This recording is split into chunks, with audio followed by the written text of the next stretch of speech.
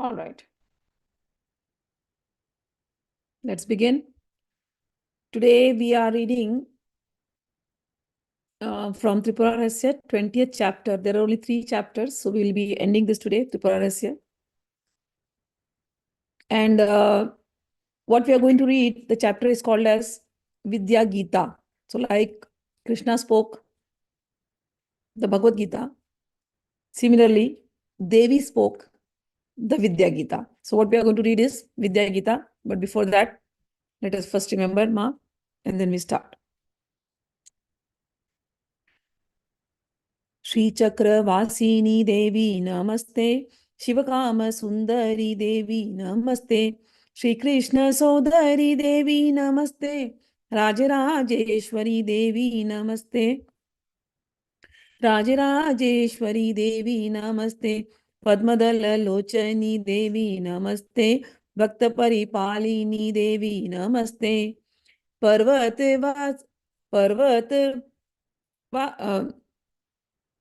भक्त पर्वत वर्तिनी देवी नमस्ते.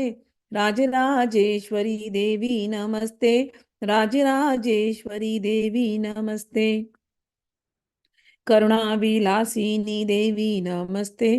कात्यायनी गौरी देवी नमस्ते. कदम्ब वनवासिनी देवी नमस्ते. राजराजेश्वरी देवी नमस्ते. राजराजेश्वरी देवी नमस्ते. शक्ति परमेश्वरी देवी नमस्ते. शंभुमन मोहिनी देवी नमस्ते. शंकरी कृपाकरी देवी नमस्ते.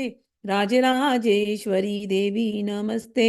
राजराजेश्वरी देवी नमस्ते. अन्नपूर्णेश्वरी देवी नमस्ते. अखिलांडेश्वरी देवी नमस्ते. अभयप्रदायिनी देवी नमस्ते. राजराजेश्वरी देवी नमस्ते. राजराजेश्वरी देवी नमस्ते. सत्यस्वरूपिणी देवी नमस्ते. सद्गुरु रूपिणी देवी नमस्ते. धर्मस्वरूपिणी देवी नमस्ते. राजराजेश्वरी देवी नमस्ते. राजराजेश्वरी देवी नमस्ते. अखंड परिपूरणी देवी नमस्ते. आदि पराशक्ति देवी नमस्ते. अनंत रक्षक देवी नमस्ते. राजराजेश्वरी देवी नमस्ते. राजराजेश्वरी देवी नमस्ते. पाहि भुवनेश्वरी देवी नमस्ते. श्री विद्या रूपिणी देवी नमस्ते. शक्ति स्वरूपिणी देवी नमस्ते. राजराजेश्वरी देवी नमस्ते. राजराजेश्वरी देवी नमस्ते.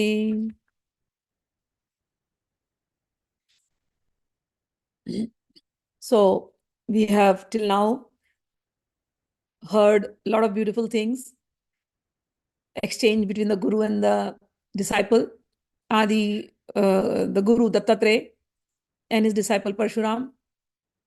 Last where we left in chapter number 19 is the type of Gyanis. Guru has described about Samadhi and the type of Gyanis. And every Gyani appears to be different. Parshuram asked, how do you know that this person is Gyani? When I'm using the word Gyani, Gyani means a self-realized person or a person who has knowledge. So Gyani is one who has knowledge. But amongst those who have knowledge, there are different levels. Some only know the books. They are also knowledgeable. If somebody knows Gita, like the shlokas by heart, up to all the 700 slokas, there are a lot of people that are like that who know the slokas. So they are also Gyani in a way, they know the slokas. But not necessarily they've applied it in their lives, the teachings. And there are Gyanis who heard the shlokas. They didn't put time in by hearting. They started applying in their life. So they are also Gyanis. So two people are sitting.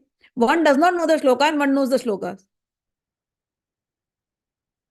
So if somebody is hearing, the person who knows the shlokas, oh, I know the Bhagavad Gita, and then he goes on narrating like a parrot, of course, people will think, oh, this person is most knowledgeable. And the other person does not speak, does not even know what to speak. But he has heard it from the Guru and he's applied it in his life and he's actually behaving like that. It takes time to realize, oh, he is the real Gyani. He is the real knower. So in the world, there are so many teachers. Everybody is behaving differently. So Parshuram's question was the same. He's like, there are so many Gyanis. And when you sit with them, all the knowledgeable people will talk their way. But some of them are different than the others. How do you know who is a Gyani? And what is that actual knowledge? So Dattatrey said, my dear Parshuram,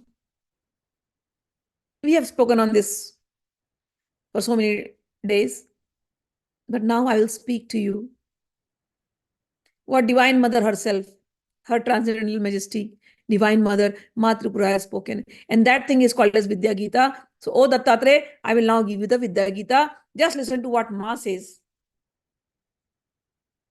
Once upon a time, all these highly distinguished, knowledgeable people, holy saints, they went to the abode of Brahma. And among those present, he took the name of all those distinguished, knowledgeable people. So some of the names you will be knowing: Sanaka, Sanandan, Sanatkumara. You know these people, right? Brahma's firstborn. There is Sri Vidya. Now, this is very important. Sri Vidya, there is a Sanatkumar Samhita.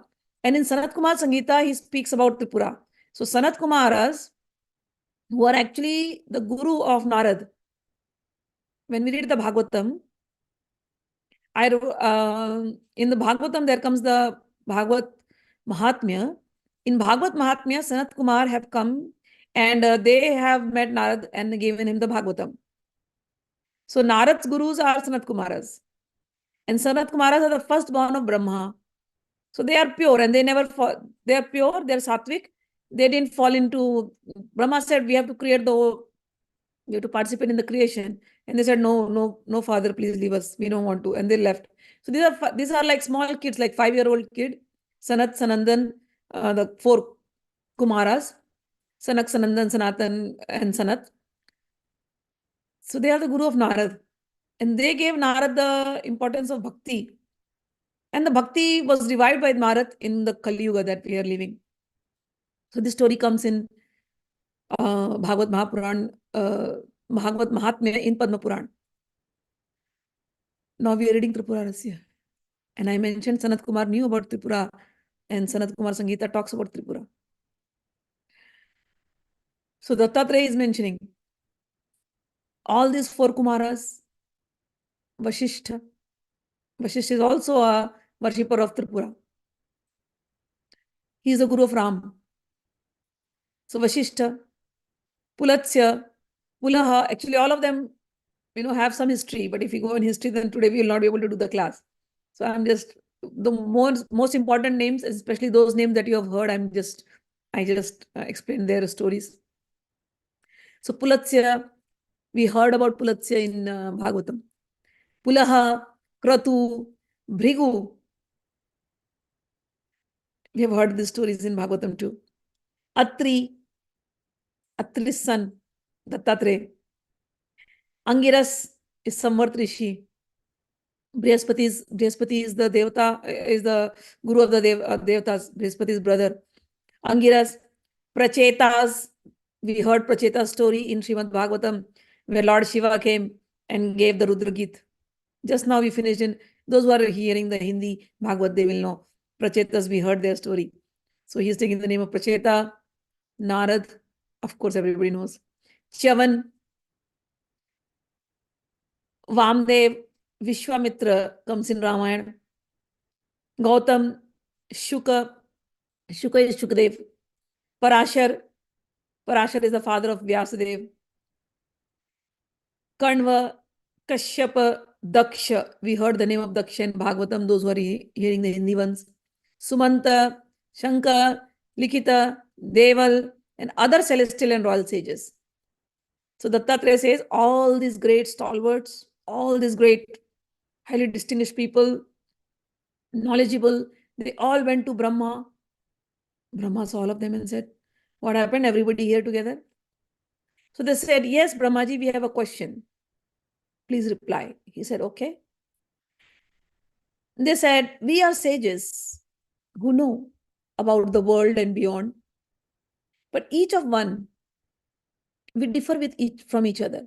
Each ways of life is different from the other because the dispositions of our minds differ. Some of us are always in Nirvikalp Samadhi. Some are engaged in philosophical discussions. Some are sunk in devotion. Some have taken to work, and others seem exactly like the men of the world. But we are all Gyanis. So among us, who is the best one? Please tell us. We cannot decide ourselves because each thinks that their way is the best. If you speak to Narad, he'll say Bhakti is the best. If you speak to Shukdev, he will talk about something else. So all of them are saying their ways are the best. So who amongst us is the best? Thus requested Brahma, seeing their perplexity, answered, best of saints. I also would like to know. There is a Parmeshwar, Lord Shiva, who is the all-knower. So let us go to Mahadev and let us ask him. So all of them, they went to Mahadev. They called Vishnu also. Vishnu also went, and they went to Shiva. And in front of Shiva, Brahma posed the same question. Shiva understood the mind of Brahma and understood that Rishis were wanting in confidence, so that any words of his would be useless. So he then said, hear me, O Rishis, neither do I clearly see whom to judge, who is the greatest. But let us meditate on her transcendental majesty, Mother Tripura. If she gives us the knowledge, we know she is Jnana Shakti. So let us meditate on her. She is unconditioned knowledge. If she blesses us, we will understand who is the greatest. On hearing the words of Shiva, all of them, including Shiva, Vishnu, and Brahma, meditated on Tripura, Divine Mother Tripura. She was invoked, and then she came in front of those devatas. And in her glory, as a transcendental voice, in the expanse of pure consciousness, she spoke. She's like, oh Rishis, my speaking. Oh Rishis, why have you invoked me? Be quick. The desires of my devotees will always be fulfilled immediately. Hearing the voice, all the Rishis opened their eyes. They just prostrated in front of her. And then, as you know, as is the norm, when Devi comes, they'll sing some songs of honor to honor her. So they all sang some song, and then they said, salutations to O Divine Mother. You are the greatest. You are the best. You are the most auspicious. You are absolute knowledge. You are the consciousness that prevails in the three stages. You are the creatrix. You are the protectress. You are the dissolver in the self. O Supreme One, we salute you again and again. There was no time when you were not there. You are unborn. You are always youthful. You are from ancient time. You are the first. You are the knower of everything. You are the delighter of everything. We salute you again and again. And in this way, they praised her. And then they put their questions in front of her. Please tell us of your relative forms. Please, Divine Mother, tell us about your transcendental state, about your prowess. Please tell us about your identity with Jnana, because she is pure knowledge. What is the proper way of attaining you? And after attaining you, what is the nature? What is that siddhi? Please explain us that too. And then, what is the utmost finality of accomplishment beyond which there is nothing more to be accomplished? Who is the best among the accomplished sages? We want answers for this question. If you are pleased, Please reply. So just remember, what are the questions? What is your form, O Divine Mother? Your higher form and your lower form. There is no lower form, but higher form is when she is in the pure transcendental state, where she lives in a place called Manidvip. So there she is in a pure transcendental state. But she has spread herself in all this universe. So she is appearing as human beings or animals or trees. So that's a lower stage, lower energy. In Gita also Bhagavan says, I have a higher energy and I have a lower energy. That lower energy is the material nature. And then as a lower energy, she's working as illusory energy and she covers everybody. So the sages are asking, can you please, from your own mouth, O Divine Mother, since you are there, please tell us about your transcendental form and your other nature by which you are prevailing as the illusory energy and as the material energy. Please tell us about your opulences. In Gita also Bhagavan talks about his opulences. Same way they are asking, please tell us about your opulences and your knowledge. You are pure knowledge. And if somebody is worshipping you, what is the main type of worship that he should do? Some people will talk about Advaita, some people will talk about Dvaita. So what is the right way to approach? What is the quality that one must have to attain you in your knowledge? And those who are the seekers, among them, how do you find, how can we say that this person is accomplished? And what is that accomplishment? Please explain to us. So Devi is known as Mahavidya. Mahavidya means the greatest knowledge. In Tantra, there are 10 Mahavidyas, 10 greatest knowledge. Their names are, as we progress more in tantric studies, you will know. Kali, Tara, these are all called Mahavidyas. Knowing them means you know the greatest knowledge. Bhuvaneshwari. And now the fourth one is Sri Vidya. So Tripura Rahasya, this scripture is pertaining to Sri Vidya. So she is called Mahavidya. And Sri Vidya is the greatest of all. There are 10 Mahavidyas. But after the 10 Mahavidyas, all the Tantras were written. After that, there are 64 Tantras actually. And those Tantras have a lot of things. But Sri Vidya is an independent Tantra. Why was it written? It is given by Shiva only. Why was it given? Because all the other Tantras, the 64 Tantras, dealt with every sadhana what you can gain.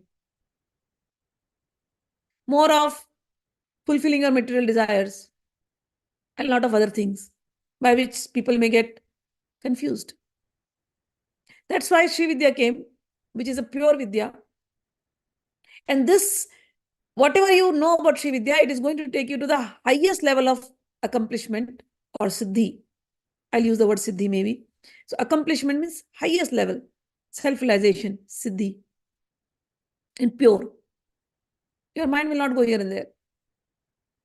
Sri Vidya is the mother of all Vidyas. This is the greatest Mahavidya. So when all of them spoke like this greatest Mahavidya, Sri Vidya, Maa Tripura. Sri Vidya is also one of her name. And Tripura is also one of her name. Chiti Shakti is also one of her name. Transcendental consciousness, that is her form. So this greatest Mahavidya then spoke.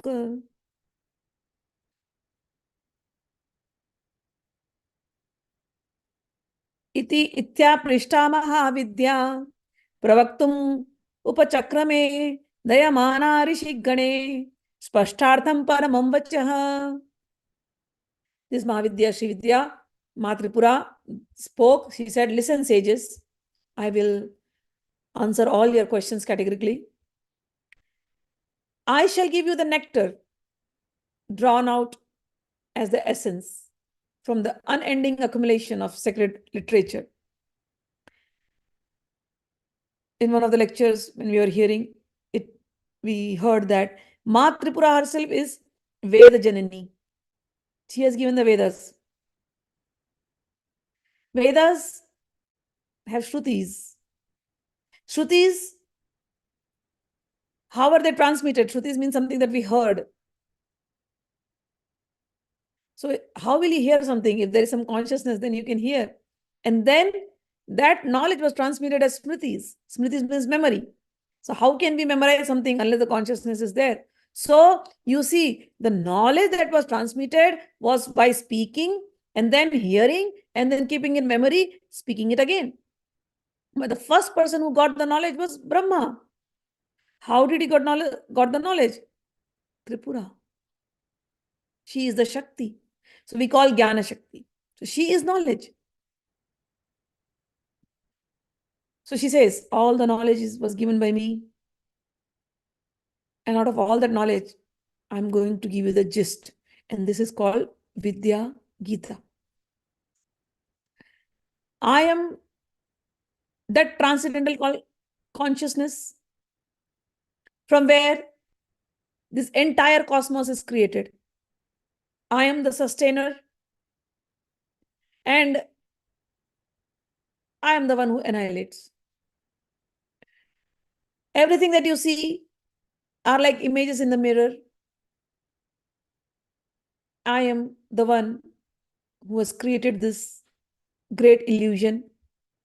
The ignorant do not realize it because of my illusory energy, Maya. Same thing Gita also says. People do not know who I am because of my Maya. Gita says that. My Maya has covered me up. And here she says, I am that Maya who has covered up everything. Everything has come from me. When somebody reads the Gita, they'll say, Bhagavan says, I am the Veda.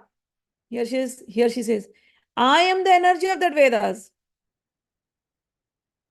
The ignorant know me as the gross universe, whereas those who are wise feel me inside them as pure being, eternally glowing as their soul. I am the energy of the soul. I am that consciousness of the soul. When people say Krishna consciousness, what is that consciousness? That is Tripura. Krishna is there, but Krishna cannot exist without the consciousness. So she says, I am there. This realization is possible only when all the thoughts are stilled and there are no, in the state of samadhi. When stillness of thought-free consciousness appears, similar to that of the deep sea, free from the waves. Those who earnestly worship me, those earnest of devotees who worship me spontaneously and with greatest sincerity, with their sincere love, they realize me. Although they know that I am their non-dual self, yet the habit of loving devotion, which is deep-rooted in them, makes me conceive their own self as me. So now here she's talking about two ways. There are two ways to approach God, Dvaita and Advaita. Here she has accepted two ways, Dvait and Advait. Dvaita and Advait means, in Advaita we are saying, oh, God is pure energy, cosmic energy, and we are that cosmic energy.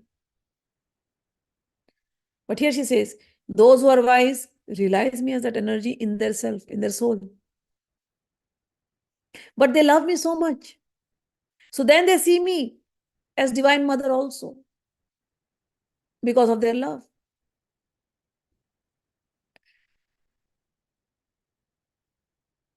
And she says, although they know that I am their self, their non-dual self, yet the habit of loving devotion, which is deep-rooted in them, makes them conceive their own self as me.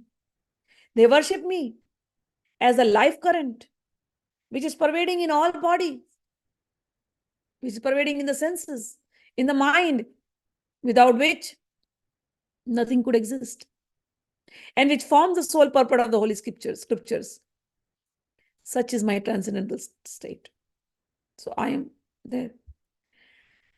She says, my concrete form is the eternal couple, Shiva and Shakti, always in undividing union and abiding as as the eternal consciousness, pervading the three states of waking, dreaming, and sleeping. I live in Manidvipa. She has given her address. She says, in that place, people call me Tripura. I am known as Tripura. And beyond these universes, just like there is Goloka Dham, people have heard of Goloka Dham. Now time has come, people should know about Manidvip Dham also. So much is spoken about Goloka, and nobody knows about Devi's Dham. But Devi's Dham is also very high. Devi's abode. She says, beyond this millions of universes, there is a ocean of nectar, Sudha Sagar. And in that Sudha Sagar, there is an island full of gems, Manidvip. And in that Manidvip, that island of gems, there are forests of Kadamba trees. In that Kadamba tree, in that forest, there is a palace of Chintamani jewels. Chintamani is that jewel, like, if you have it in your hand, and if you ask anything, you will get all of that thing. It can give you liberation also, if you ask. So she says, I live in that palace of Chintamani gem. And in that, there is a beautiful temple. And in that temple, there's a beautiful throne. And near that throne, all this Brahma, the creator, Vishnu, the protector, Shiva, the destroyer, and Ishvara, who is the controller, reside. The surface of this throne is Sadashiva. All this has been explained in some of the videos, though the videos are in Hindi. But if you go through the videos, I think link has been given. In the English videos of Manidvip has also been described. English video of Sundaralari, what I'm talking, has also been described. They look very beautiful. So in the pictures you will see in the Sri Yantra Puja, but these are all in Hindi. But Sundaralari, if you go to my playlist, and if their 8th sloka, I have described this Manidvip in great detail. So you can have a picture of that. So she says, on this throne, these are the 5 people who are there. That is my transcendental abode. Brahma, Vishnu, Shiva, Ishvara, Sadashiva, Ganesha, Skanda, the gods of 8 quarters, their energies, other gods, celestials, celestial serpents, and other superhuman beings are all manifestations of myself. However, people do not know me because their intellect is covered by ignorance. I grant boons to those who worship me. There is no one besides me worthy of worship or capable of fulfilling all desires. The fruits of worship are put forth by me according to the mode of worship and the nature of individual desires. I am indivisible and interminable. So when we read Gita, Gita says, Krishna says, worshipping all these deities, they are coming to me, and I am the one who fulfills your desires. How does he do that? He needs to have energy. That Shakti Tripura says, I am the one. Without me, nothing. The fruits of worship are put forth by me according to their nature. Being non-dual and abstract intelligence, I spontaneously manifest even as the smallest detail in the universe and as the universe. Though I manifest in diverse ways, I still remain unblemished because absoluteness is my being. This is my chief power, which is somewhat hard to understand. Therefore, O Rishis, Consider this.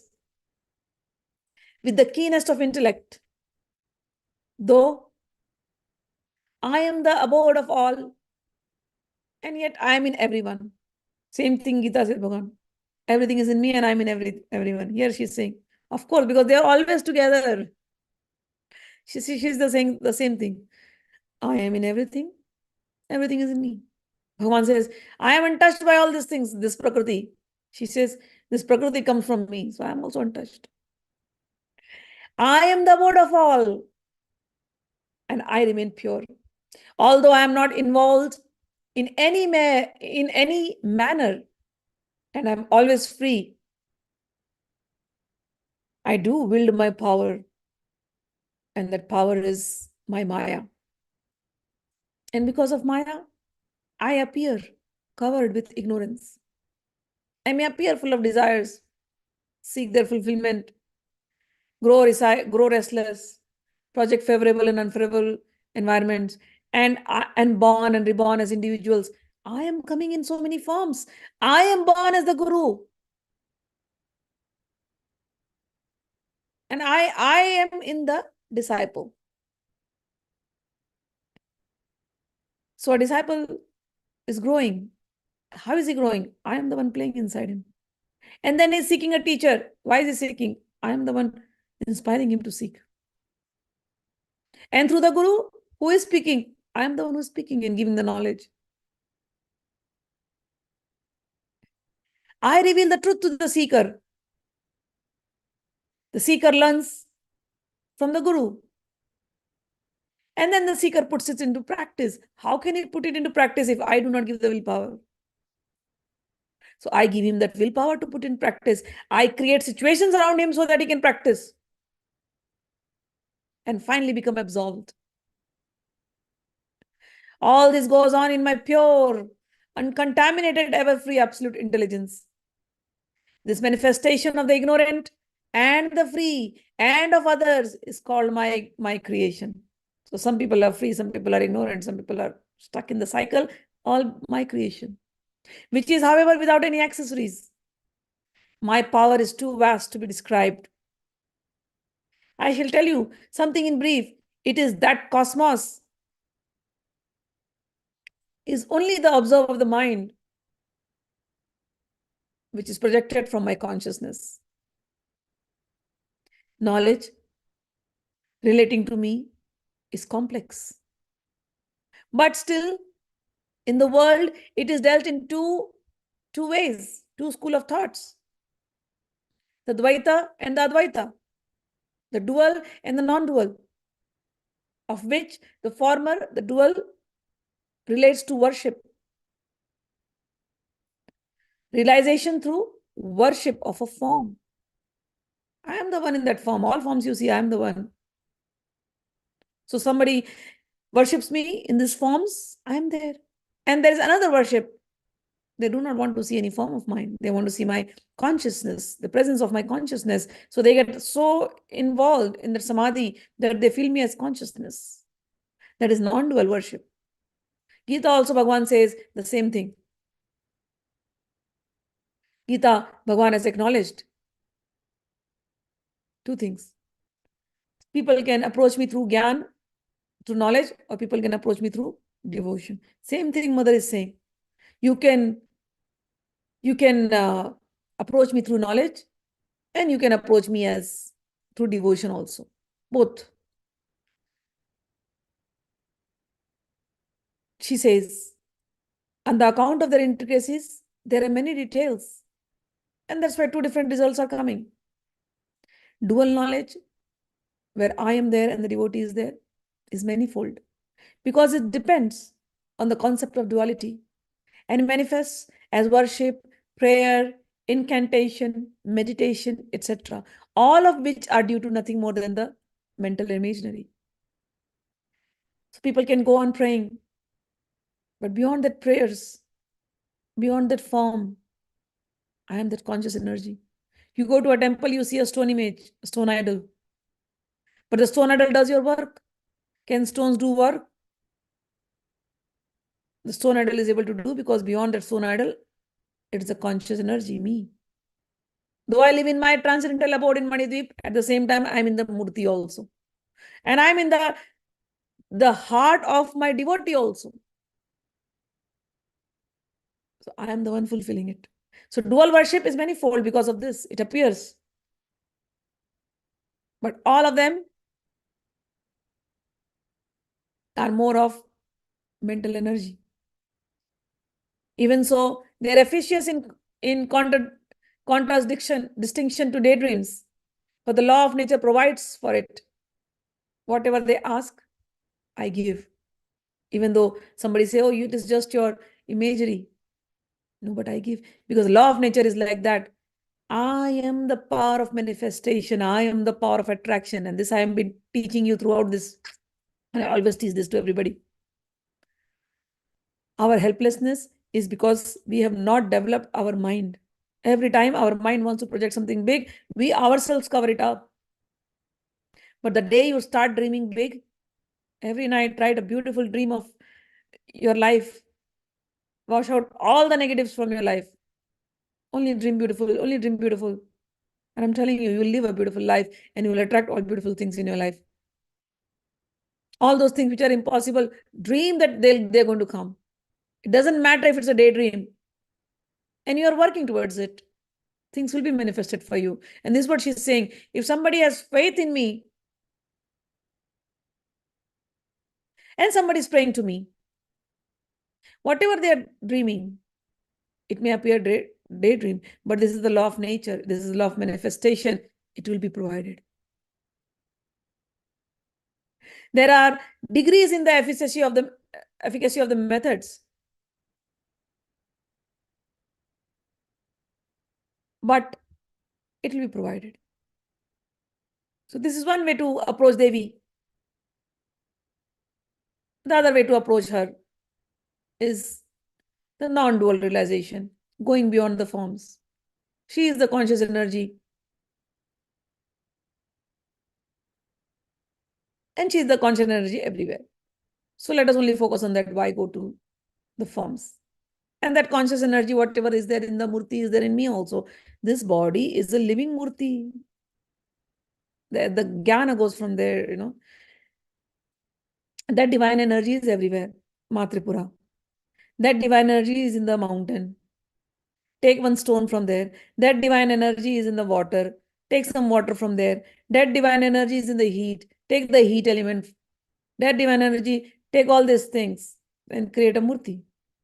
In earlier days, the puja used to be like this. So every festival, I'm talking about ancient times when there was no system of making murtis. So in ancient times, even today, even in today's time, we have this Ganesh Utsav or Durga Utsav, right? 9 days, they'll make the murtis, and the 10th day they'll dissolve the murti, right? Put it in the water. Why? Same thing, same concept. She is everywhere. In the water, earth, fire, air, ether. She's everywhere. So take all these elements and carve a murti out of it. A murti the way you want to have it. You like to have her 3 eyes, she'll have 3 eyes. You want to have her 8 hands, you'll have 8 hands. You carve. And then now you focus all your energy on that murti. Okay, this is my mother. I will worship her for the next 10 days. And after the 10 days, all those ingredients, she was in that she was the consciousness in those ingredients. Now that ingredients are going back to where she is. But she still remains. Where does she still remain? In this body, in my mind, in my bhavana, in my consciousness, in my love. She remains. And in temples, what happens? We make them sit there permanently. Sit there. Everybody will come and worship you. Sit there. So they sit. And we do pran pratishtha, means we invoke that energy, the superpower energy, and then through mantras, then we tell her. But that whatever you do when after the invoking is nothing, it will come. But main thing is continuing that puja. The Divine Mother has come. But puja is not happening in the temple. That doesn't stay. So those methods were created. That what is being done externally can be done internally. In Sri Vidya, those who are my students, In Mathiran, when we did the Shivir, I have actually taught them that Pran Pratishtha, that which is done in big details in temples. Every day we sit and we do the Pran Pratishtha in our own self. We connect from that divine conscious energy which is there. The first we have to do it externally. We are doing it externally first because we are not aware. So first the Kriya is okay, do it externally. She is there everywhere. Connect yourself to your heart connected to that conscious energy, universal consciousness, that cosmic energy. And then eventually the sadhak, as he advances, eventually he'll know that conscious energy is always shining inside, always shining inside. There's no need to connection. She's always there. You close your eyes, she's there. You open your eyes, she's there.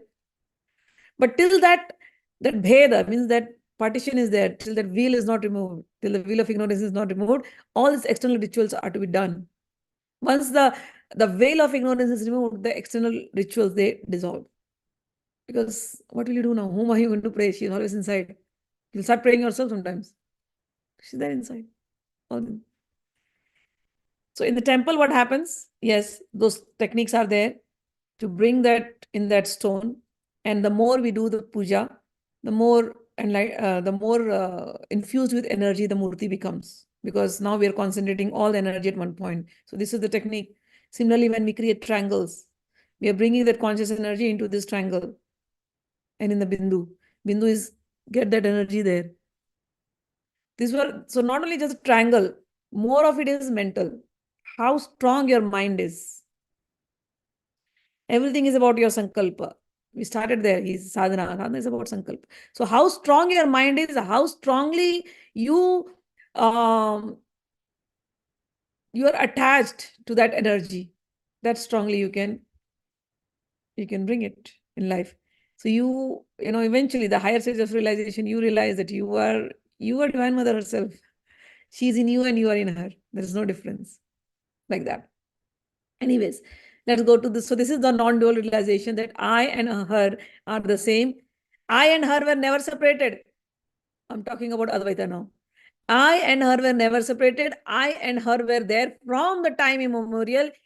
No matter how many times I took birth, every time I died, no matter I have traveled so many times in so many incarnations, in so many universes. Every time the universe was annihilated, I was still there in my mother's great womb. That great womb is celebrated as Kamakhya, universal womb. So this whole world is mother's great womb. I came here, I went there. But from time beginning, I was never separated from her and she was never separated from me. The only thing that separated both of us was this veil of ignorance.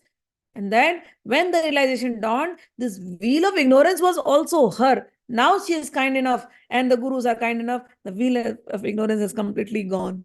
Now the whole cycle has come, is understandable now. This is the Advaita realization, non-dual. I and her are the same. I come from her. I carry all her energies. I'm as powerful as her. I'm as compassionate as her. I'm as neutral as her. I'm as strong as her. I'm as beautiful as her. She is pure knowledge and that pure knowledge is my real form. She is transcendental and transcendental is my real form. She is Sachidanand and Sachidanand is my real form. This is the realization of Advaita. Yet, we maintain that Dvaita. This is what Mother is telling. Yet, after the realization also, they maintain the Dvaita. Because then we can exchange love. So my devotees, they worship in both forms. Some directly to Dvaita, some Advaita and Dvaita. But the knowledgeable person, the wise person, knows these different stages. He sees me everywhere in everything. Non-dual realization is the same as pure intelligence, absolutely void of objective knowledge. Absolutely void of objective knowledge means everything I see. I see the whole universe as the play of these three gunas. And who is that Triguna? Maa Khanda, Maa Tripura. Satogun, Rajogun, Tamogun. She is the one. I see human beings, living beings, trees, bacteria, everything having bodies. What are these bodies? Only the 5 elements. Who created this? My mother, Tripura. People are awake, people are in ignorance, people are semi-awake. Who is deciding in these 3 states? My mother, Tripura. People are sleeping, people are waking up, people are dreaming. Who is deciding? Who is doing this play? My mother. Even my dog dreams. I sometimes laugh. Yesterday, my dog was dreaming, and in his dream, he's like, oh, oh, oh, he's making all these sounds. And I'm laughing. I'm like, oh, Mother Tripura. Animals also dream. What are they dreaming? What are they running? And I started thinking, okay, what he must be doing in his dream? Was he running behind somebody? Was he attacking somebody? Or was he getting attacked? Or was he looking for food? What was he doing? What was stored? That means the animal, the dog also has a subconscious memory because which he's dreaming. He may not be able to tell me, but he has. The same subconscious memory that I carry, the dog also is carrying. Similarly, the other animals in the jungles are also carrying. Oh, Mother Tripura, you are the one. The body of the dog will go. The body of my also will go one day. Both of us will come as souls. And wherever we go, who is going to take care? Oh, Mother, you. In all the 3 worlds, it's you. And beyond the 3 worlds, it's you. So non-dual realization is that kind of realization where all the objective knowledge is lost. When the mind is completely resolved into that state of nirvikalpa samadhi, the supreme knowledge is attained at that time, which is called as Gyan. Supreme wisdom is that which puts an end to the sense of non-self once for all. Non-dual realization admits nothing unknown or unknowable. It pervades everywhere. She says, the fruit of this realization, you ask me what is the fruit of realizing you. The fruit of this realization, she says, is the end of all misery hereafter. And the end of all fears. Absolutely fearlessness. I always say, if you are a devotee of Mother, the first sign I want to see is being fearless. If you are fearing situations and people, you're still not a devotee. Pray. So when she says, those who get this vijnana, this special realization, they are fearless. And being in that stage of fearlessness, the absolute fearlessness is called emancipation. End of all misery is called emancipation. If there is fear, it means you are accepting that there is something apart other than yourself. When you see yourself in everybody, why would you fear? You will not fear. O Rishis, there will be no fear in the absence of duality when you see me everywhere. On the other hand, fear will not cease to go as long as you see anything different than me. What is perceived in the world as being part of the self is so clearly seen to be perishable. What is perishable must certainly involve fear of loss. Why do we fear? Because we think what we have today will go away. Why do we feel insecure? What we have today will go away. Why don't we feel that whatever today we got, Mother gave? Tomorrow she will take away, but tomorrow again she may give. We every time forget that Mother aspect. But the one who is always seeing the Mother, today she gave me, I enjoyed. Today she took away, tomorrow she'll give me again. Totally living on Mother, total surrender. So this is what she's saying. Somebody who has come to this stage, they're free of fear. If you are fearing something, that means you do not know me still. Union implies separation. So also acquisition implies loss. If emancipation be external to the self, it implies fear of loss and is therefore not worth aspiring for. But in the stage of liberation, nothing is getting lost anywhere. Nothing is getting lost anywhere. When the knower knowledge and the known merge into unity, that state is totally free from fear, and hence moksha, emancipation results. Supreme wisdom is the state devoid of thoughts, will, and desire, and is unimpeded by ignorance. It is certainly the primal state of the knower, but remains unrecognized for want of acquaintance with it. So who makes you acquainted with this? Who explains you these stages? He says, two things, two people, the Guru and the Shastras. One who approaches the Guru and the Shastras, they make you aware of this stage. They bring you out of this fearlessness. They bring you out of this duality.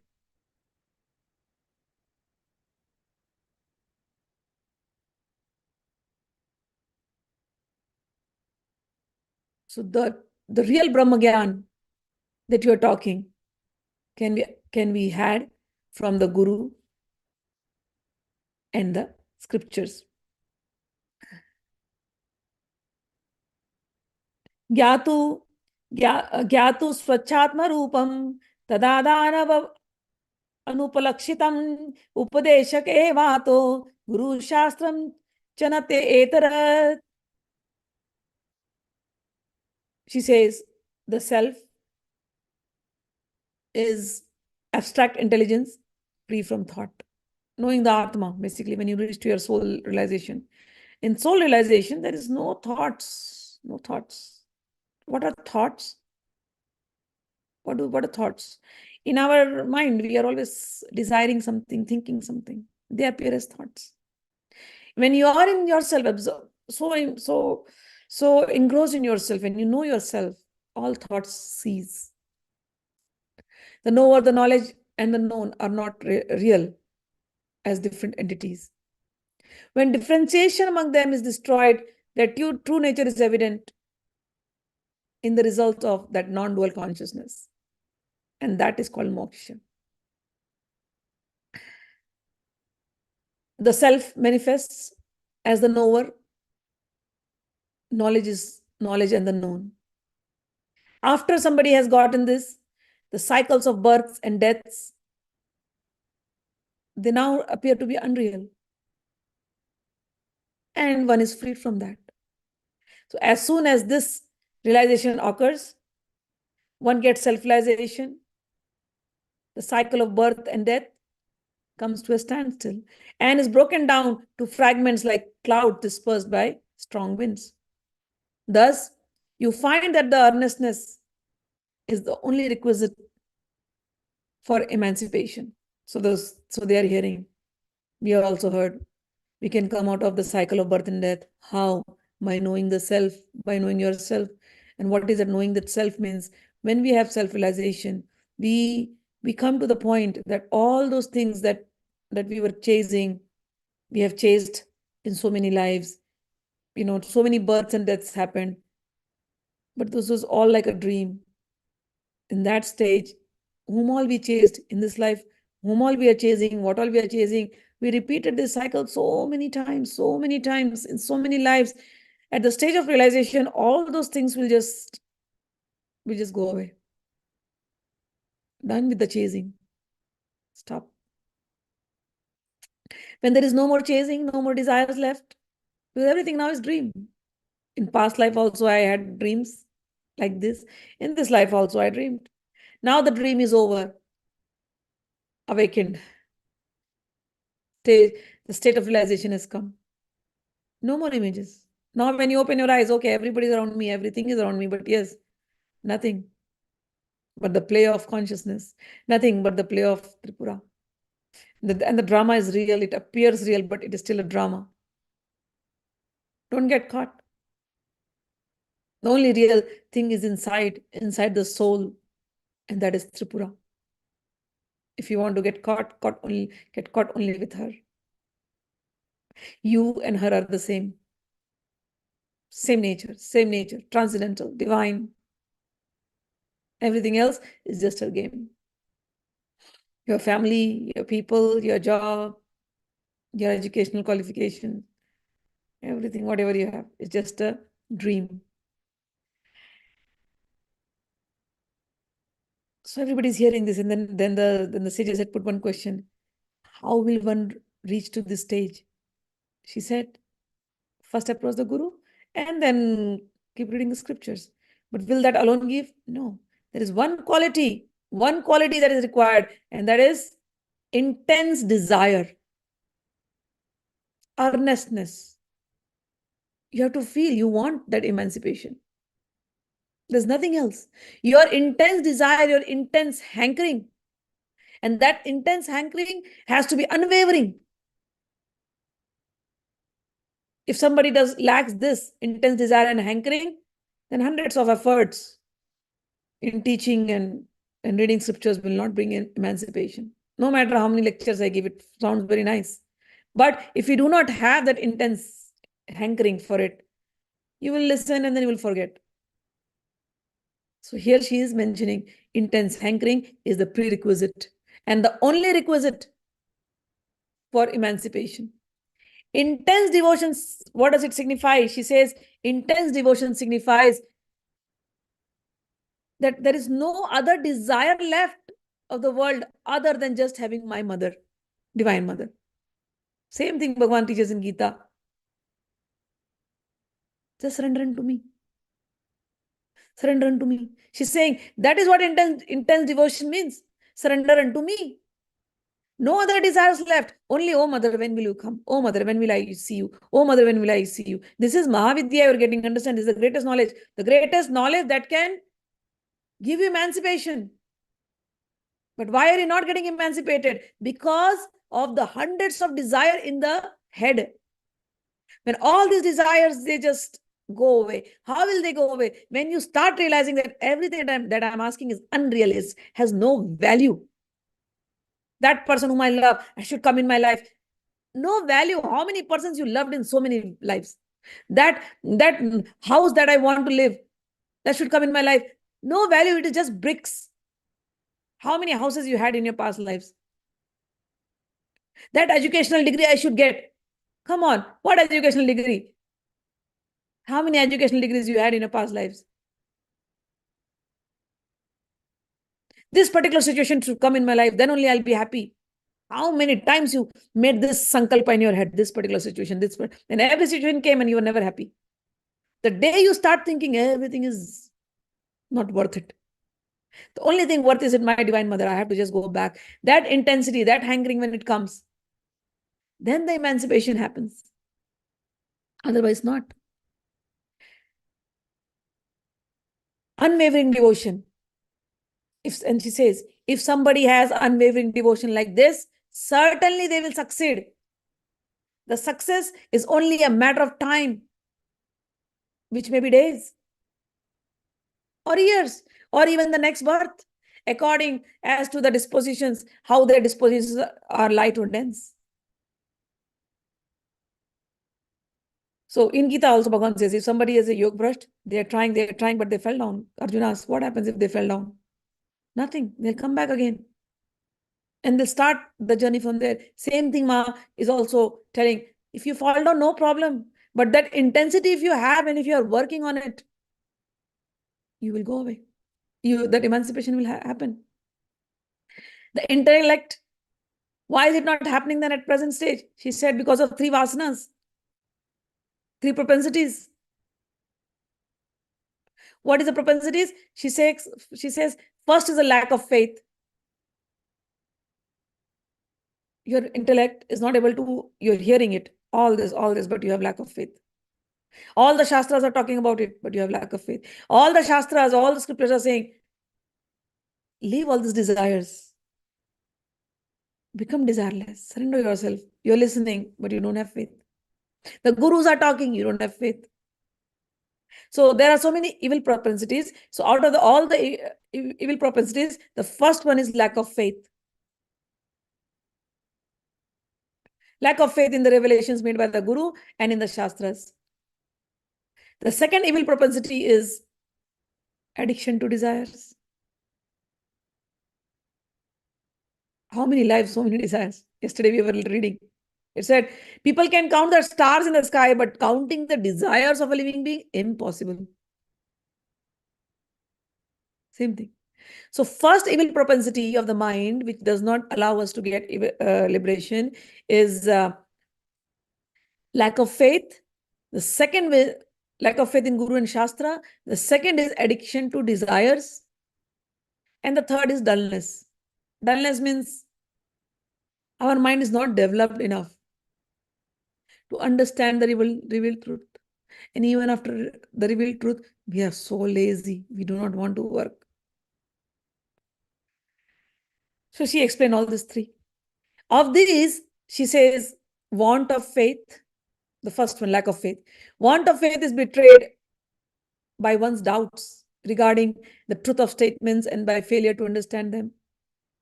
The doubt arises whether there is a moksha. But later, when you read it, you understand some effort if you make, then this obstacle can be removed. So by constantly, and how will this be done? By doing by satsanga. So once you do satsanga with all this kind of saintly people who are living in that state of mind, you will attain an emancipation. So, but the question arises, how this determined belief will be possible when faith is wanting? Therefore, she says, cut the root. Want of faith or lack of faith has its root in unfavorable logic. You're using too much logic, which is again the scriptures. So give up that logic and take to approved logic as is given in the holy books like Gita and expounded by your Guru. Thus, enlightenment will become possible. So have faith in the scriptures. Gita, Tripura Rahasya, we are reading Vidya Gita now. 2 Gitas you have learned in your life now. So these 2 Gitas and in the Guru. Guru is Sakshat Bhagwan. In Lalita Sahasranam, Guru Rupini. She's Guru Rupini. Thus ends the first evil propensity if you have faith and you give up your false logical arguments. The second propensity, namely desire, also prevents the intellect from following the right pursuit of emancipation. For the mind, which is engrossed in desire, cannot engage in spiritual pursuit. The abstraction of a lover is well known. When somebody loves somebody, they don't see anything else. Desire must therefore be first overcome if somebody really wants to succeed spiritually. And that can be only done with dispassion. This propensity is manifold. It can be in the form of love, anger, desire, Kam, krodh, lobh, etc. So love, anger, greed, pride, jealousy, all of this has to be removed. The worst of them is pursuit of pleasure, which, if destroyed, destroys all. Pleasure may be subtle or gross. Like you get some objects, you feel, oh, making me happy. But sometimes you're not getting the objects. They are in your head. And you're craving, I wish I get them. That will give me pleasure. This will take away my problem. This person will take away my problem. I'm feeling lonely. If only I could get some love. I don't have money. If I can only get some money.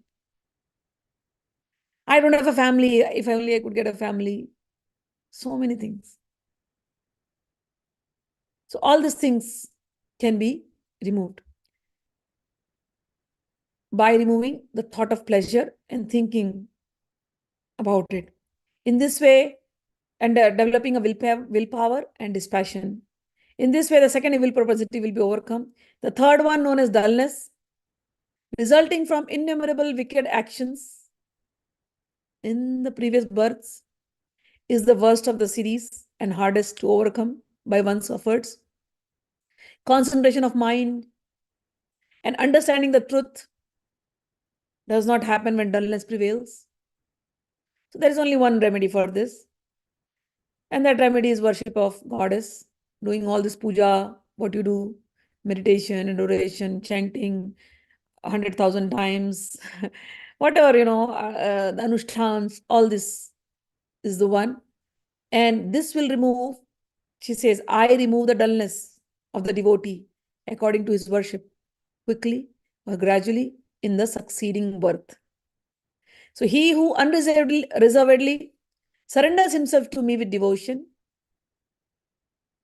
is endowed with all these requisites necessary for self-realization. He who worships me overcomes the obstacles of self-realization. On the other hand, he who is being stuck, that he will not take refuge in me. The pure intelligence manipulating the person is repeatedly upset by difficulties, and so his success is very doubtful. Therefore, O Rishis, since you're asking me what is the chief qualification requisite, one pointed devotion to God. The devotee is the best of all aspirants. The one who knows both this Dvaita, the dual and the non-dual realization, is the best of all. So, you asked me, I've given you the answer. There is no accomplishment equal to self-realization, which alone is capable of ending all miseries, because that is the state of eternal bliss. Self-realization differs from all accomplishments. You ask me what is accomplishment? Siddhi. So Siddhi is realization of me. Self-realization is equal to realizing Tripura. So self-realization differs from all accomplishments in that fear of death is destroyed once and for all. Realization differs in the way it is practiced. Sometimes the purity is different. So people do realize, but because of their difference in the purity, sometimes you will see a difference in their behavior. You have seen great Pandits, well versed in the Vedas and capable of chanting them quite correctly. They are the best. There are some capable businessmen who also repeat the Vedas, but they do it with some mistakes. They are middle class. There are others who are constantly chanting, but they do a lot of mistakes. They are lower class. There are sages who are in samadhi, they are good. Such sages, even though engaged in work, who does not see anything different than himself, is a perfect stage. The best among the sages, even though they are meditating, they are in samadhi, and even when they have opened their eyes, they are in samadhi. Whether working or whether idle, they are the best among the sages. Since you ask me who is the best among the sages, those who are always in the state of samadhi, whether working or whether they are idle. He who is from his own experience, now she's giving more qualities of them. He from his own experience capable of appreciating the states of other Gyanis, including the best among them, is certainly a perfect sage. Now she's giving the qualities the same way as Bhagwan gave in Gita. What are the qualities of these kind of sages?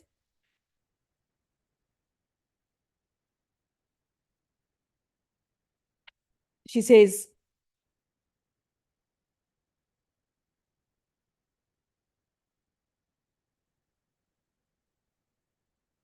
Moksham no pakshate kwapi sasiddhesh tumo mataha. Once again.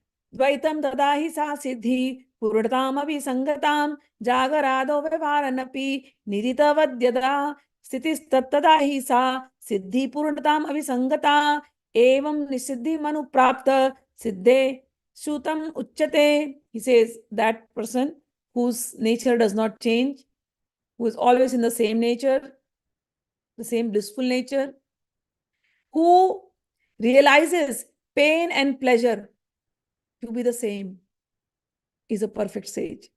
He who feels himself pervading in all, be they be ignorant or emancipated, is a perfect sage. He who knows what is bondage,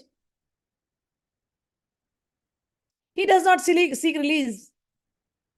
He's already unbound. He remains in peace. Is a perfect sage. And then she goes on saying, the perfect sages, those perfect among the sages are identical with me. Same Bhagavan says in Gita also. The Gyani is just like me. Here also she's saying, those Gyanis, they're identical with me. There is no absolute difference. There's absolutely no difference between a Gyani and me. I have now told you this in the answer to your questions. You said, who is a Gyani? The one who is with me. Now, don't be perplexed in your doubts. So the Gyani is also working. The Gyani is also idle. The Gyani is in always Samadhi. He is never away from me. I'm never away from him. Same thing Gita Bhagavan says. My sadhus are always thinking about me and I'm always thinking about them. They are never away from me. I'm never away from them. Same thing Tripura says. My devotees never away from me. I'm never away from me. And that devotee is the greatest. And she says, thus, having said so, Mother Tripura, she said, I have now told you the sacred Gita of pure knowledge. This is called as Vidya Gita. It destroys all sins and purifies the mind. This Gita is best among all the Gitas because it has proceeded from abstract intelligence, pure supreme consciousness, personified Maa Tripura herself. And this Gita leads one to emancipation, to liberation. If somebody attentively hears and works on it. This Gita is like a boat which can save one from the sinking ocean of this samsara, repeated cycle of birth and death. And so it must be read or repeated every day with love and care. Thus we ended the chapter Vidya Gita of Tripura Rahasya. Now there are only 2 more chapters remaining, 21 and 22. 21 has some really good things. I'll just read it, and then 22 I'll just cover up very soon. After Parshuram heard this from Dattatrey, he felt released from the meshes of ignorance. He saluted his Guru and he asked one question. He said, please tell me, Gurudev, exactly how wisdom can be accomplished. I want to hear the essence of it in brief. The method should be easy and at the same time efficient. So please tell me the characteristics of sages so that I may readily recognize them. So same questions Arjuna had asked in Gita also. One who is realized, what are their qualities? What are the transcendental qualities? Who is a demoniac? Who is a divine? All these questions he has asked. Same thing he is asking here now. That if somebody is a Siddha, somebody is a Gyani, what are their characteristics? How will I know? Mukta Purushasya ka bhasham. What is his language? What does he talk? What is their state with or without the body? How can they be unattached, though they are active? Please tell me. So Dattatrey said, of all the requisite for wisdom, you ask me, how can this wisdom come, this divine wisdom? Let me tell you, the divine wisdom comes when divine grace comes. So of all the things, divine grace is important. But how do you get the divine grace? Only when you follow the Shastras and the Gurus. And what will the Gurus and the Shastras teach you? They will teach you one thing. And the Divine Mother is told in the Vidya Gita, surrender unto me. The one who has entirely surrendered himself to the goddess. And where does that goddess live? Inside the heart. So one who has surrendered himself to the goddess inside the heart will surely gain this wisdom, this transcendental wisdom. O Rama, this is the best of all methods. This method does not require other aids to reinforce its efficiency. So just surrender. There is there is no other method. Surrender is the method. And once you are surrendered, pure intelligence will come. And pure intelligence is so self-eliminating that this wheel of ignorance, the Maya, will remove. And then your mind will be settled. This is hard for those minds who are directed outwards. But it is easy and sure and quick for devotees engrossed. Now comes the bhakti part. So people may say, oh, Tripura Rahasya was all talking about consciousness, Advaita, it felt so much Advaita. But no, in the end, it came to bhakti. He's saying, surrender to the goddess. Those devotees engrossed in the goddess in Tripura herself, the wheels of Maya will be removed and they will realize it. An intense devotee, again and again the devotee, an intense devotee, although endowed with only little discipline of other kinds. Maybe he's not practicing yoga, maybe he's not practicing vairagya, nothing. Maybe he's not understanding, but he's worshipping her intensely. Even though he may be theoretical, but still he will reach to that stage. An intense devotee, though endowed with only a little discipline of other kinds, example, dispassion, etc., can really understand the truth, though only theoretically, and he can expound it to others.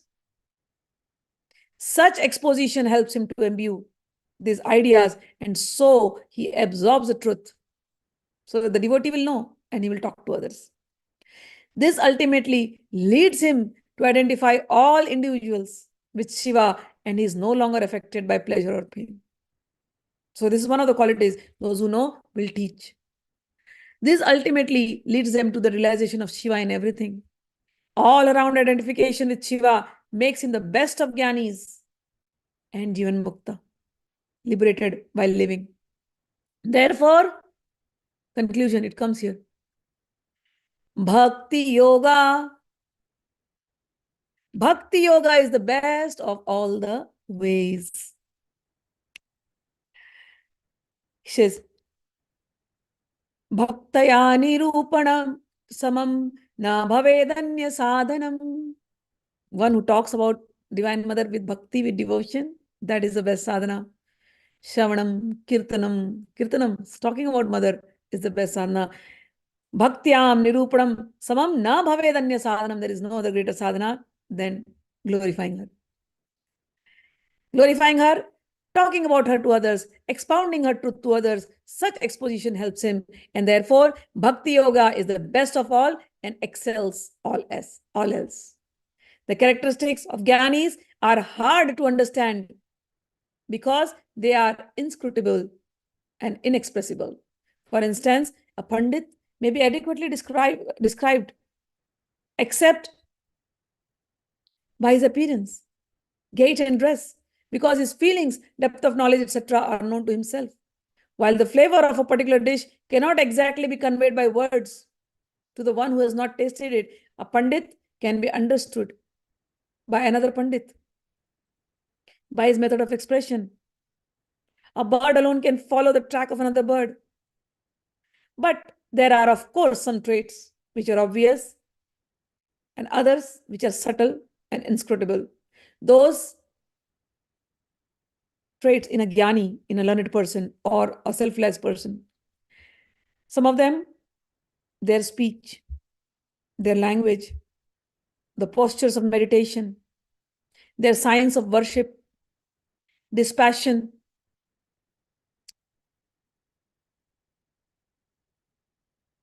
etc. All this is there in the Gyani. But sometimes some other, those who are frauds, they may imitate all this. They can be imitated by non-sages. But their knowledge, their intellectual property, nobody can take it from them. So externally, there could be frauds, but internally, a sage, a learned person is known by the way he talks. What are accomplishments to others? To the accompaniment of dispassion, meditation, prayer, etc. remain natural to the sage, whose mind is pure and unsophisticated.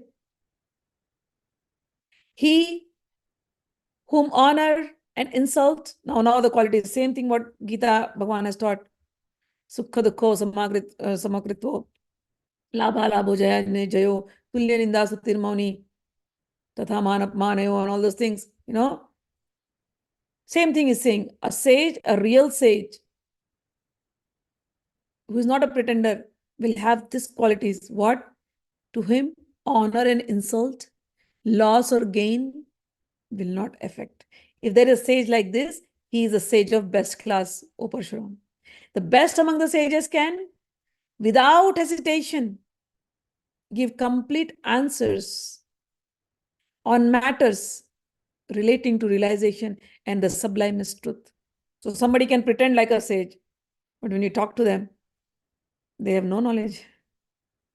But the real sages will have knowledge of the higher truths, and they will expound it to the fullest without any hesitation.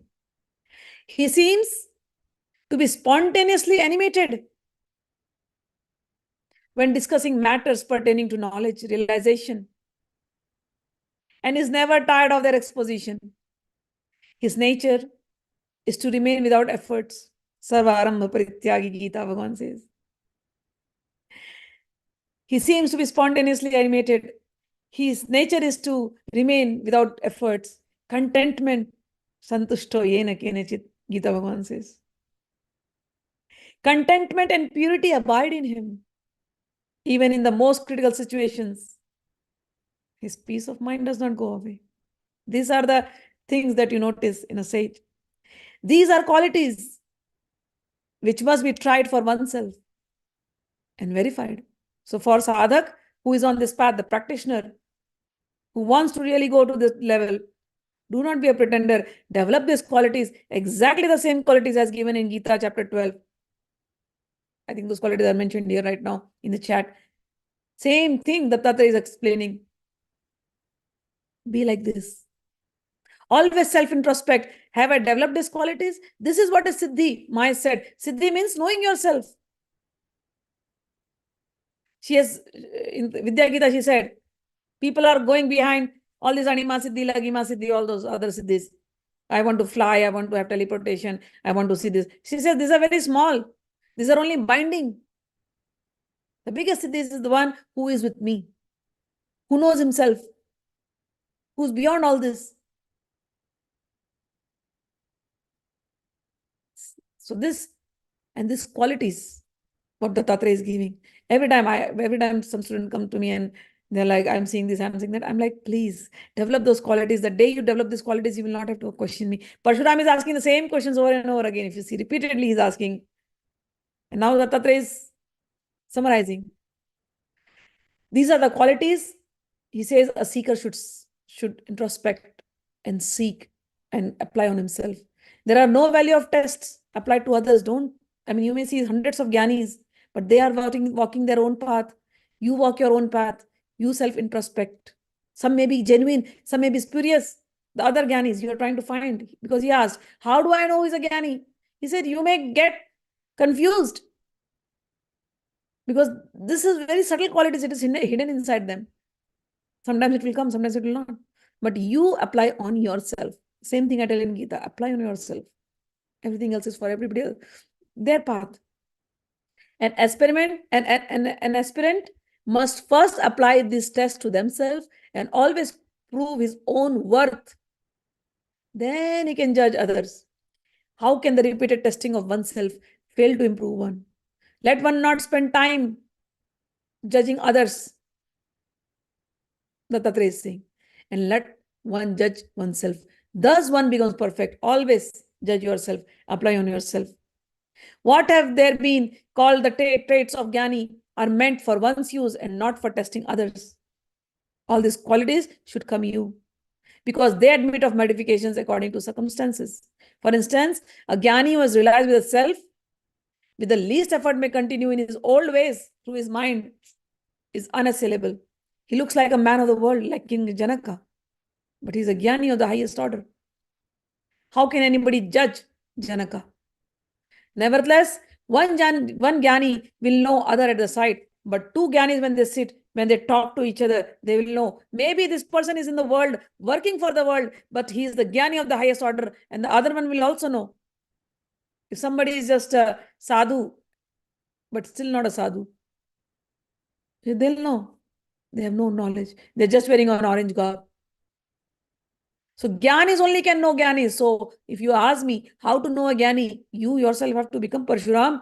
I've told you the qualities. Develop it in yourself, and then you will come to know at a glance who is a Gyani. The Gyanis, then he says Gyanis of higher order. This is the highest order, whose samadhi is never broken, always in samadhi while they are working or while they are not. And there are middle classes of Gyanis who know all this knowledge, but they are working, they forget for some time. and then they get caught into the world. Then they again come back to the Gyan state, and then again, so these are middle class. But the lowest class, they know everything but do not apply. They just remain lowest class of, and in that, now he just 5 more minutes. Okay, we are ending now. I know the time is up. So he's told a story of a king, Ratnangad, who had two sons, Rukmangad and Hemangad. Rukmangad had a bookish knowledge. Okay, he was very well versed in scriptures, and Hemangad was a Gyani of the highest order. So he's giving example. Dattatrey is giving example of somebody who has a knowledge of only the Shastras, lower class, not applied, and somebody who is a Gyani of the highest order. So these two brothers, once they went to a forest and they did hunting, and then they slept below a banyan tree. And then there came a big Brahma Rakshas, a ghoul, a spirit who came. And then the spirit started talking to Rukmangad. And Rukmangad, because he had bookish knowledge, so Rukmangad enjoyed the talk, and they were debating, and Rukmangad lost in the debate. So the Brahma Rakshas, the spirit said, I will eat you up now because you lost to me. So Hemangad was there, the brother, and he's like, why are you eating Rukmangad? He said he lost to me in the debate. And that was the condition. If somebody loses, I'll eat them up. So Rukmangad said, why don't you talk to me also first? If you defeat me, then you eat me also, you'll get two. But if you lose, then you'll leave my brother. So he said, okay, but who are you? He said, the ghoul said, the spirit, once I used to catch any passerby and eat him. And a disciple of Vashishta named Devavrata came and cursed me that may your mouth be burnt if you indulge in human prey anymore. I prayed to him with great humility, and he condescended to modify his curse. He said, you may eat such as are defeated by you in debate. So since I have been adhering to his words, I have now waited for so long to eat your brother because he lost. So, but still, if you're telling me to debate, let's debate. So this spirit, because the spirit was the spirit and the brother Hemangad, they both started debating, and Hemangad was a Gyani of the highest order, and the evil spirit was defeated. When he was defeated, the evil spirit had to let go of Rukmangad, the brother, and then the evil spirit was converted into a human, a Brahmin. So those two brothers are looking, you were just a spirit. What happened? You became a Brahmin. So what can you tell us? What is the story behind this? So he said, thank you so much. The story behind this is, I was a Brahmin in my previous birth in Magad, and my name was Vasuman. I was very famous, and I was an invincible debater. And there was a great saint called Ashtaka. I went to his place and I started arguing with him and I went there for the love of debate. I was a mere logician and he was a self-realized soul. We argued and he was winning. But then I started bringing some bad arguments, and then he just kept quiet. He backed up. And because I was not putting my logic as per the scriptures, so he kept quiet because I was incorrigible.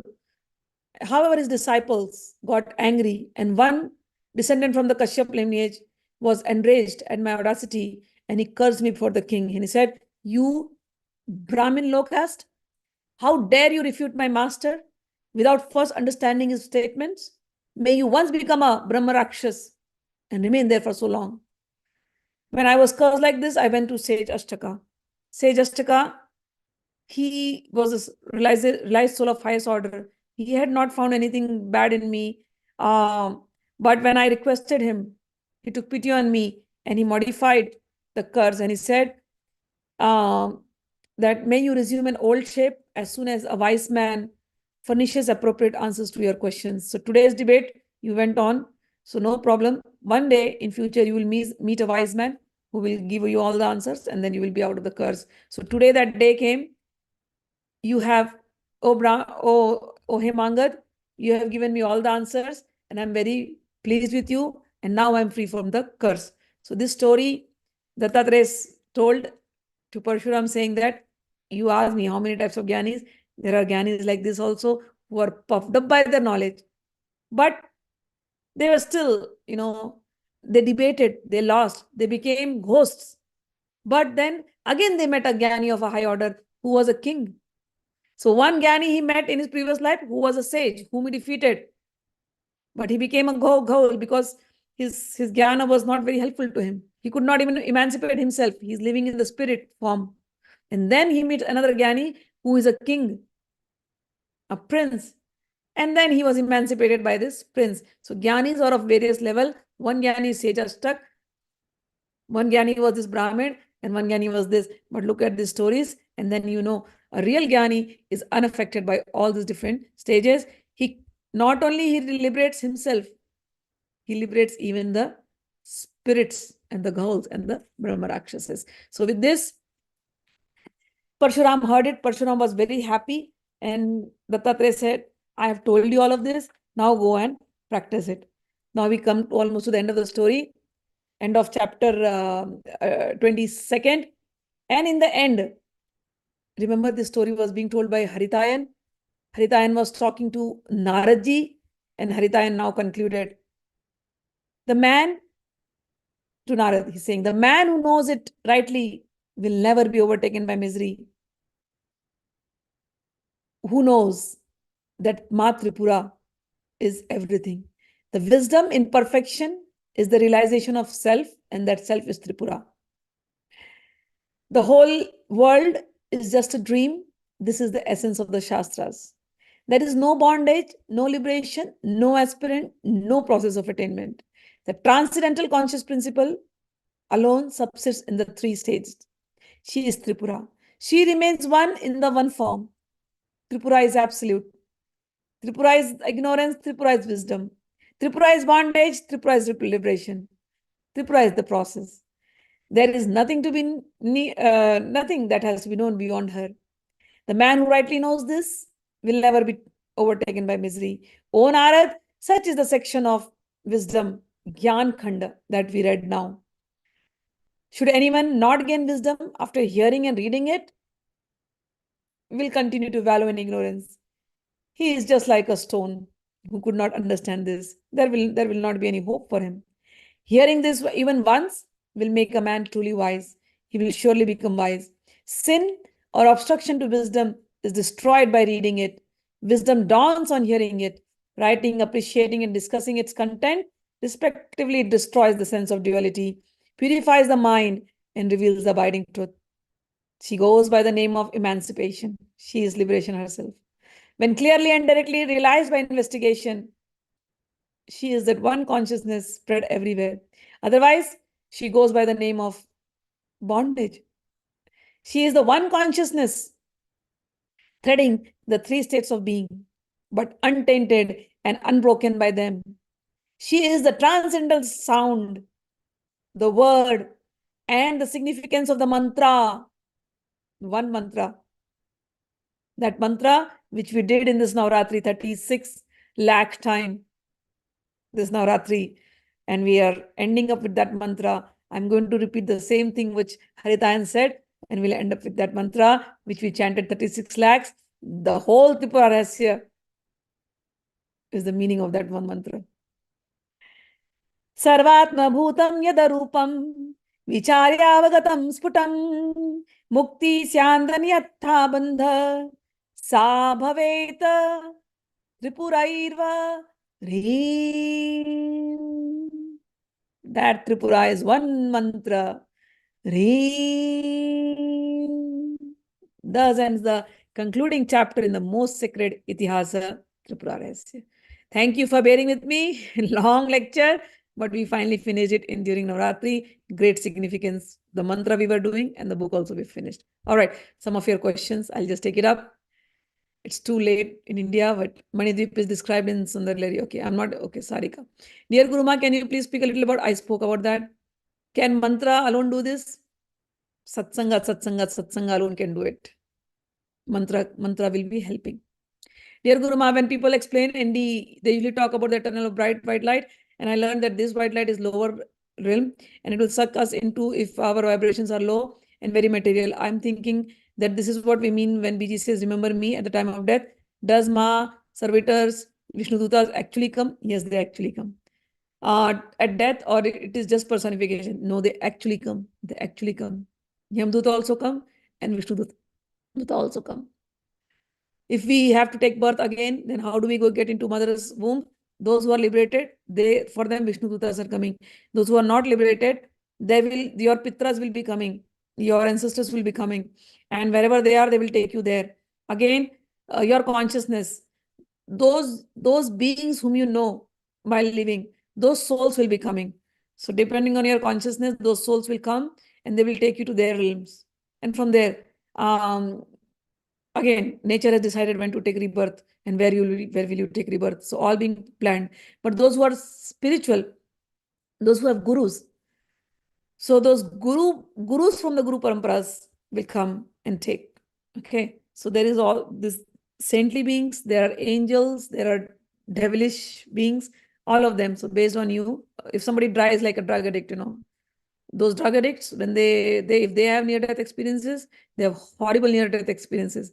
So if you have read one near-death experience where there's a bright light, those who die and commit suicide or tried to commit suicide by cutting their, I've read that also. When they come, they are scared that this is worse because it is dark light over there and there are devilish people over there. They have decided that also. And then they become, after coming back to body, then they leave their addiction and all those bad things that they were doing, and then they become godly. So the world is different out there. Okay. All right. Sthita pragyasya kavrasha samadhi tasya keshava. Wonderful. Jai Ma, Jai Ma. Anapeksha Suchir Daksha, chapter 12. First time I learned the true meaning of Siddhis. Ma, something we hear that this person has special powers of Siddhis. He or she has Ma Kali Siddhi or Bagla Siddhi. I always wonder how can anyone Siddh Ma? Can anyone ever Siddh her? Ma, maybe Ma graces those sadhakas and fulfills the desires. Yes, Ma graces and fulfills the desires. You're right. All right. So I think I've answered everything. Happy Ram Navami to all of you. And may Lord Rama descend in all of us. And may we all go to Manidvip after this picture of this life cycle is over. Jai Ma.